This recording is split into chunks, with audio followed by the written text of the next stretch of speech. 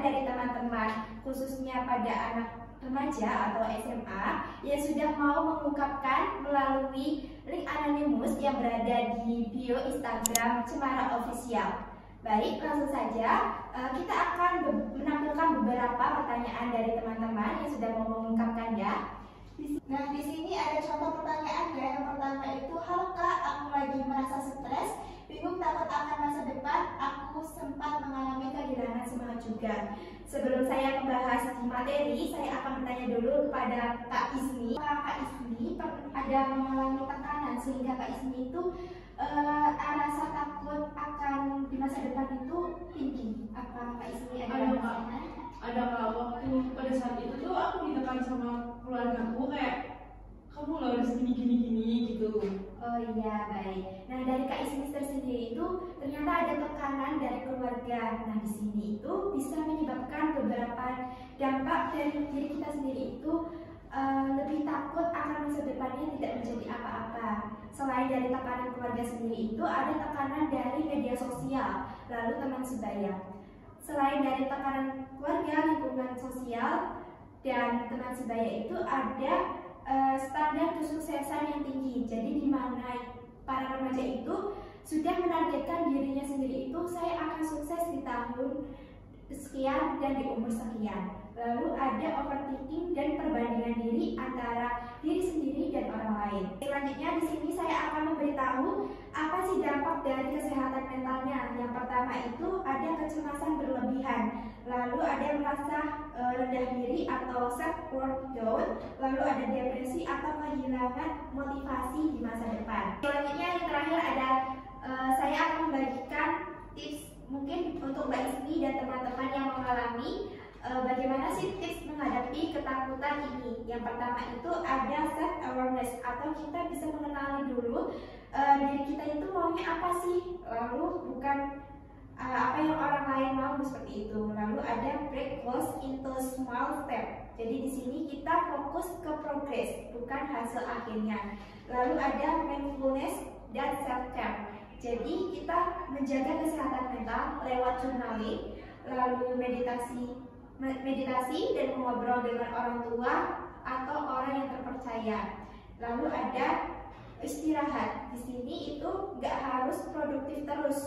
Jadi istirahat juga bagian dari progres. Lalu meminta bantuan pada orang profesional seperti psikolog, itu bisa membantu mengenali dan mengelola kecemasan kita, seperti itu.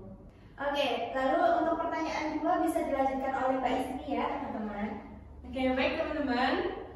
Jadi pertanyaan yang kedua itu, nah dari Kak Salmi sendiri itu pernah nggak sih mengalami hal tersebut? Pernah banget Kakak. Nah, kadang tuh kita merasa belum bisa berdamai dengan diri sendiri ya Kak, belum bisa memaafkan orang lain, terus kayak muncul pertanyaan di dalam hati tuh kayak, apa aku egois? Apa aku itu jahat karena nggak bisa memaafkan kesalahan orang lain? Iya, betul. Nah, Kakak juga pernah merasakan hal tersebut ya Kak? Iya, pernah banget. Oke, dari sudut pandang kesehatan mental itu gak bisa memaafkan tuh bukan kayak tanda keegoisan ya Kak. Bisa jadi luka di hati kita itu belum sembuh gitu loh Kak. Nah, oke Kak, memaafkan itu bukan hal yang instan ya Kak. Jadi tuh kita butuh proses, terus kayak terus memaafkan itu gak bisa dipaksain kayak kewajiban itu enggak gitu ya Kak. Tapi penting juga untuk diri sendiri ya Kak, kalau kita tuh menyimpan amarah terlalu lama, terus itu tidak baik ya Kak buat diri kita sendiri. Kayak nanti tuh pasti bakal kayak bikin kita kayak, ini beneran aku kayak gini, aku jahat banget gitu kan. Jadi tuh di sini saya dan Kak Selvi akan membagikan nih tips untuk berdamai ya Kak. Yang pertama itu, tips yang pertama itu akui dan validasi rasa sakitmu. Nah, jangan buru-buru harus memaafkan kalau kamu belum bisa jujur di diri kamu sendiri bahwa memang kamu itu terluka.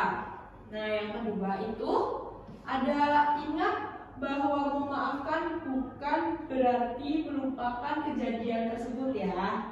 Nah, yang ketiga itu ada memaafkan diri sendiri, bukan untuk mereka ya kak. Kadang tuh kayak kita tuh mikir kayak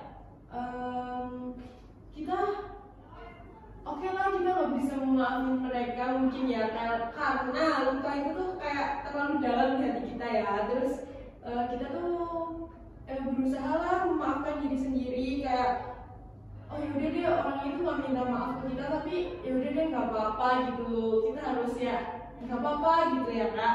Yang keempat itu kakak bisa melakukan atau kalian bisa menceritakan ya, tulis surat, tapi nggak perlu dikirim ke orangnya, kayak kita tuh curhat sendiri. Terus yang kelima, kamu tuh perlu waktu untuk diri kamu sendiri, kayak proses memaafkan itu lama ya, jadi kita ya diri sendiri kayak oke lah, bikin kita tuh have fun aja gitu. Yang keenam ada cari dukungan atau konseling ke orang lain ya kak, kayak misalnya kakak tuh punya masalah sama ini, terus kakak tuh cerita sama orang terpercaya kakak, kayak itu tuh ngasih solusi ke kakak. Jadi teman-teman yang memiliki masalah ini tuh kalian gak egois ya teman-teman. Kalian itu cuma butuh ruang dan waktu untuk kayak memaklumi diri kalian sendiri ya teman-teman. Mulai kenali dirimu, rancang masa depan dari sekarang. Tidak perlu langsung tahu, kita bisa mulai dari hal-hal kecil. Ya, kamu tidak sendiri. Banyak orang juga takut akan masa depan. Tapi bersama kita bisa saling dukung dan kuat. Oke teman-teman, sekian podcast dari kita berdua. Kurang lebihnya pemaparan dari kami mohon maaf. Selanjutnya jangan lupa terus nonton konten-konten dari Cemara. Jangan lupa follow juga IG Cemara Official. Dan sampai jumpa